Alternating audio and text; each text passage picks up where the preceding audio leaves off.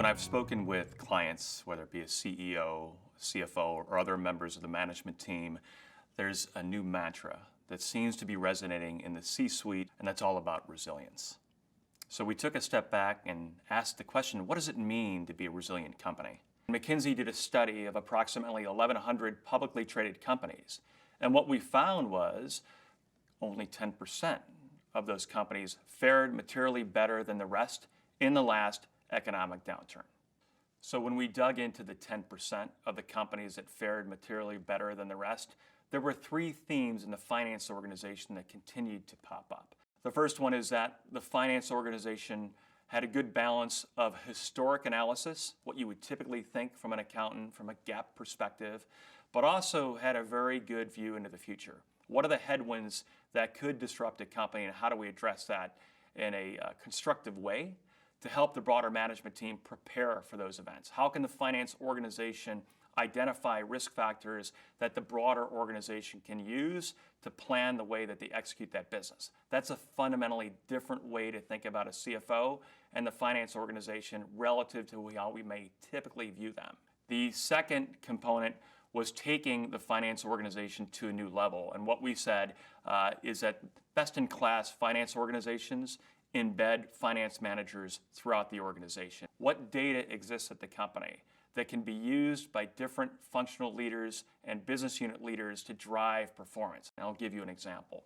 I was having a conversation recently with a client in a plant. So it was a VP of manufacturing, and his concern was that the finance data in that company was old. It was stale and it was historic, and he was looking at different metrics to run the business that was forward-looking. And what we found is by marrying the finance organization that has a different perspective and looking for those elements that could impact the performance of a business on a go-forward basis and pushing that into the plants in a way that would resonate with plant personnel, would give them better information and would equip them to make better decisions in the plant that drives performance. That's the difference between being a passive scorekeeper, looking in the past and telling folks what happened, versus using that information and that data to shape the strategic direction of the company.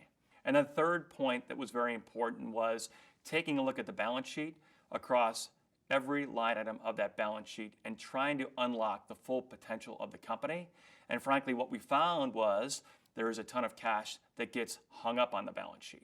A lot of folks will talk about working capital. How do I improve accounts receivable? How do I deal with my vendors and accounts payable? That's a big part of it, but there are a whole host of levers that strong companies looked at to take that cash off the balance sheet and protect the enterprise. Things like letters of credit, dollars that are hung up on surety bonds, stranded assets that are no longer in use, and cash that goes into those assets. If you scrub the entire balance sheet, you can generate substantial value that will help drive a business and frankly protect the downside of a company. So where does this take us? While no one can predict where the next disruptive force might occur, you certainly can prepare for it. And what we've found in companies that have been resilient is that they've done certain things that have set them ahead relative to their peers. And if we focus on the CFO and the finance organization, these companies have elevated the role of the CFO and empowered them to be an equal partner in the business. It's all about looking forward and saying, what are those disruptive forces and how do we plan accordingly? And the folks that have done that by focusing on not just the income statement, but how do you strengthen the balance sheet? How do you improve cash flow? And how do you manage risk and package that into a robust resilience plan? That could be the difference between succeeding and failing.